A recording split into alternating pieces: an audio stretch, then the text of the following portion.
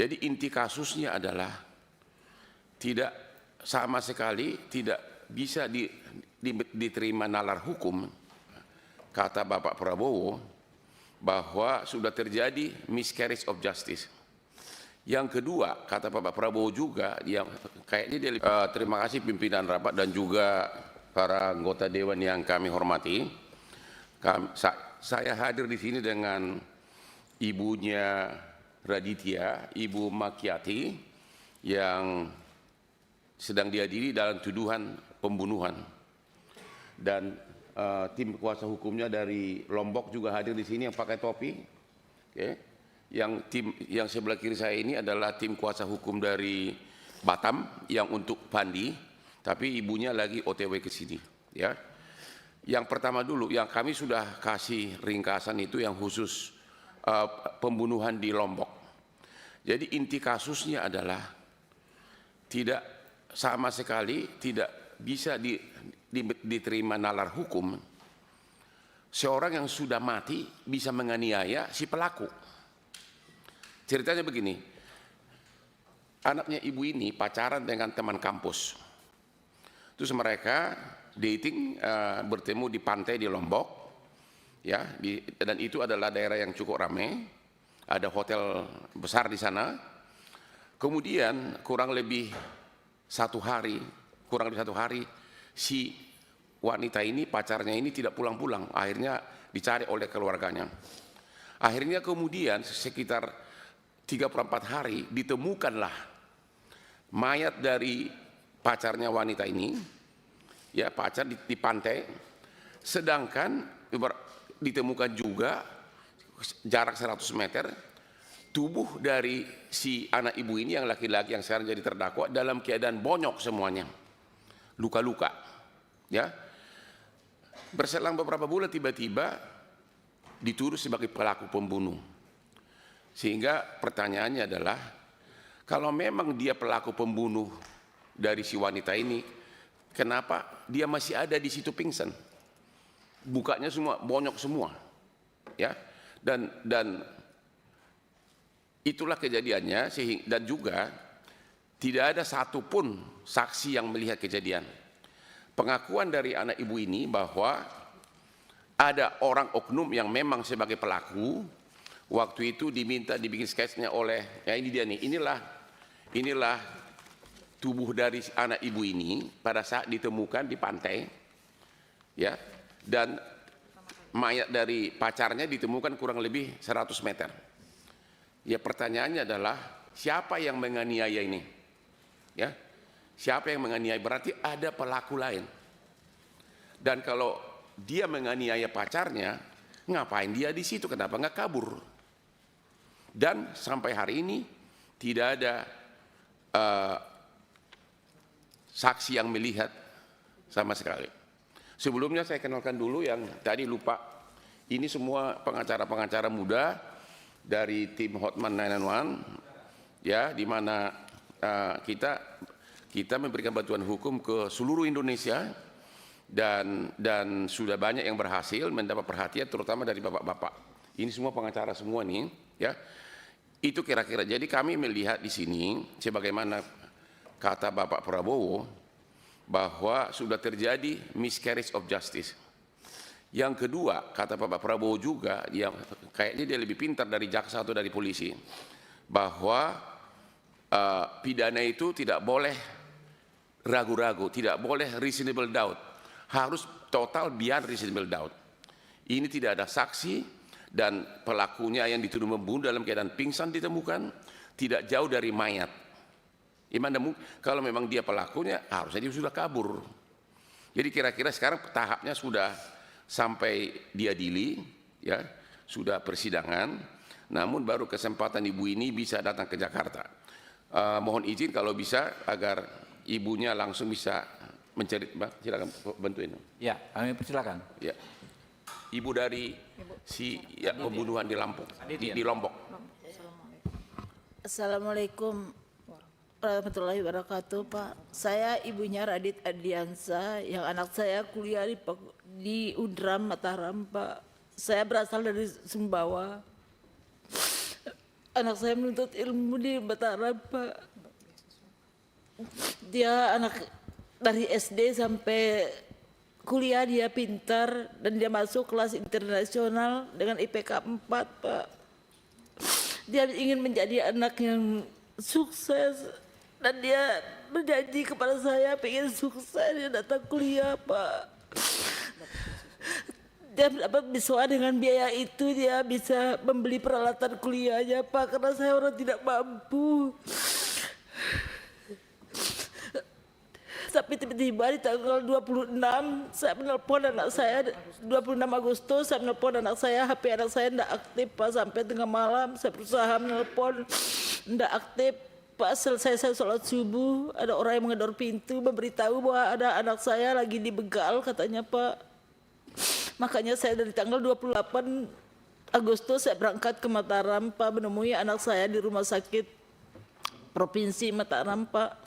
Sampai saat ini saya tidak pernah pulang ke Sumbawa, Pak, tetap menemani anak saya. Tapi di malam itu, pas tanggal 19 malam, bulan 9 September, Pak Kanit datang bersama rekan-rekannya membawa anak saya dan berkata anak saya akan dilindungi katanya, Pak. Kenapa dilindungi, kenapa harus anak saya dibawa? Saya bilang, ya saya mau bawa ke KLU, Bu. Dibilang, akhirnya saya bilang kalau memang begitu anak saya diamankan, Pak, saya ingin ikut, saya gitu harus ikut temani anak saya. Setelah dia perjalanan ke KLU, Pak, anak saya dikatakan, Radit mengaku sudah mamamu. Dia bilang, disuruh mengaku anak saya, Pak, kalau anak saya telah melakukan pembunuhan, Pak. Tapi saya bilang sama anak saya, jangan bilang apa-apa, anak kamu betul kamu melakukan itu. Saya bilang, anak saya gak bentar, Pak, bersumpah di Allah, Mama. Dia bilang, saya berani bersumpah atas nama Allah. Dia bilang, sekarang dicabut nyawa saya sama Allah kalau saya melakukan, katanya Radit, Pak. Dia katanya mengamankan anak saya dari keluarganya Pira katanya, tapi anak saya dijadikan tersangka.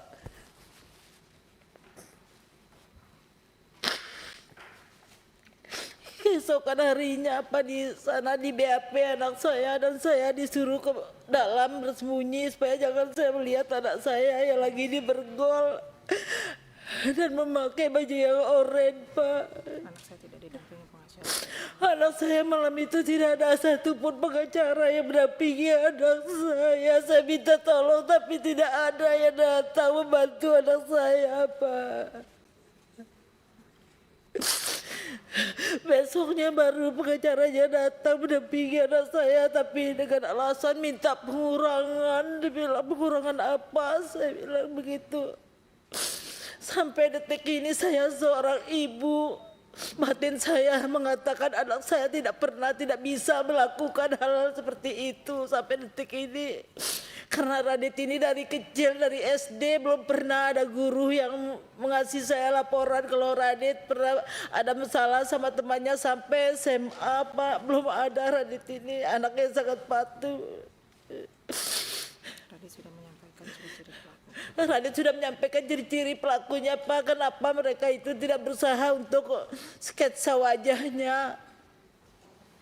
Malah anak saya dituduh sebagai tersangka. Saya mohon sekali, Pak. Saya orang tidak punya, Pak. Saya mohon, Pak. Anak saya bukan pelaku, Pak. Sampai detik ini batin saya mengatakan Radit bukan pelaku, Pak. Saya ada punya biaya untuk kuliahkan anak saya, pingin sukses anak saya, Pak. Tapi dinyatakan anak saya tersangka.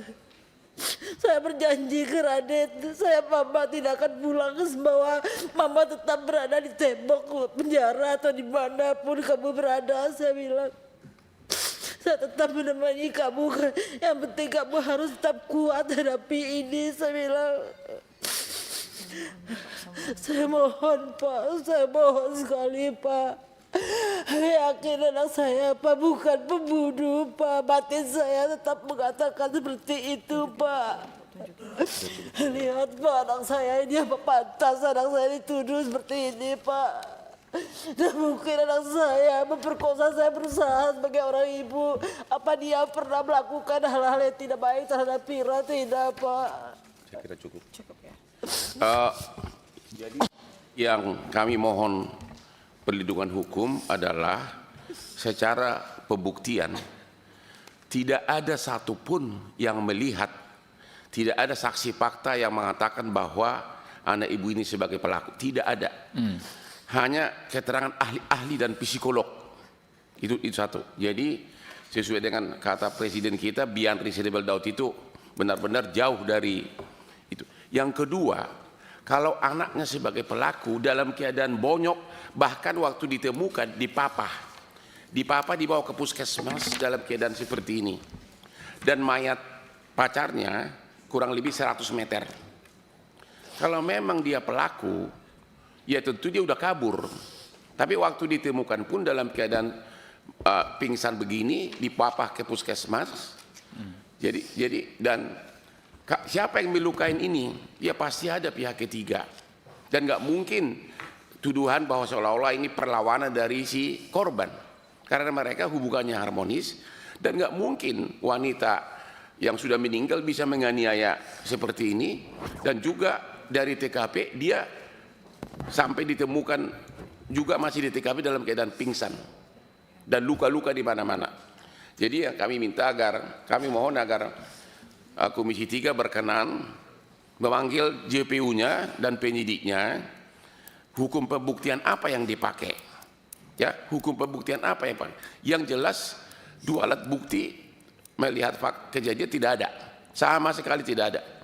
Ya, ditemukan dalam keadaan sudah pingsan dan pacarnya 100 meter. Kira-kira, dan sekarang proses persidangan sudah berjalan. Ya, udah tahap apa sekarang? Masih dalam tahap pledoi.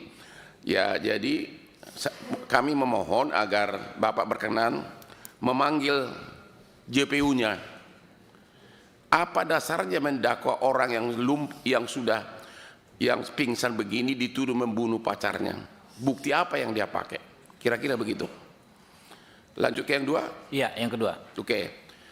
Ya, sudah hadir di sini Ibu Nirwana, ibu dari Sipandi ABK Kapal, dan suaminya, dan juga tim kuasa hukum dari Batam. Inti kasusnya adalah bahwa si anak ibu ini kebetulan D4 pendidikan kapal. Jadi memang profesinya begitu. Lulusan Universitas D4 bidang mesin ya. Oke. Dia melamar ke suatu agen. Dia melamar resmi ke suatu agen dan akhirnya diterima. Dan si agen ini mengatakan bahwa nanti kaptennya si ini, tapi si anaknya ini tidak pernah ketemu kaptennya. Tidak pernah ketemu dan tidak kenal.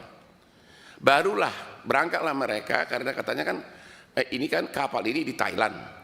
Berangkatlah si Pandi ini ke rumah si kapten tanggal 1 Mei. Itulah pertama kali dia kenal sama kapten, diantar oleh ibu ini. Ya, di depan rumah dada-dadaan berangkat ke Thailand. Dan karena kapalnya katanya belum siap, 10 hari penuh diinapkan di hotel. Mulailah kapalnya itu, mereka memasuki kapal tanggal 14. Menurut kontrak, harusnya kapalnya North Star namanya. Tahu-tahu dibawa speedboat, dibawa ke kapal Sea Dragon.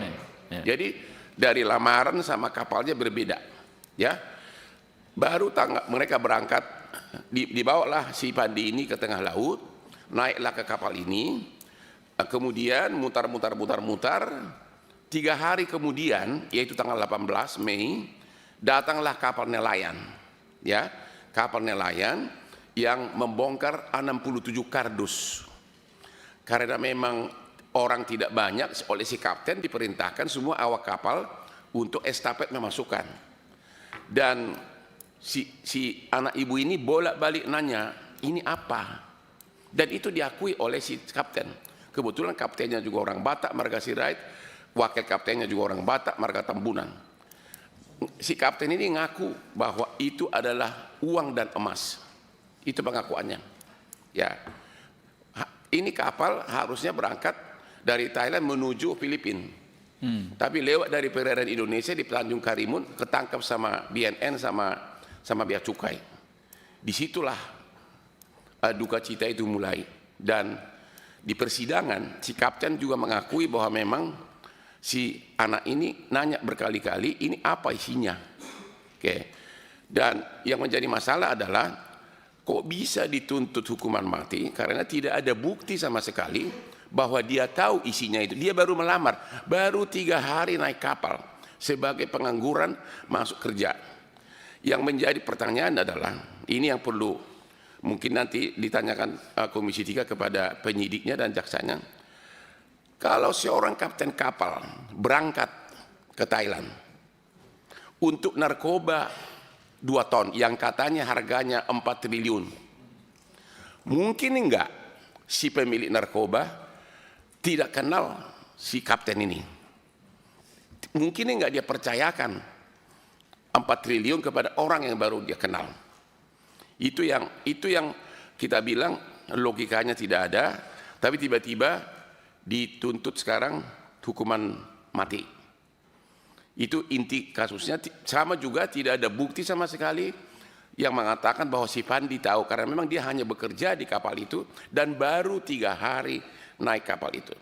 Sekian dari saya dan dilanjutkan oleh ibunya Fandi. Silakan Ibu Nirwana ya. Silakan Bu.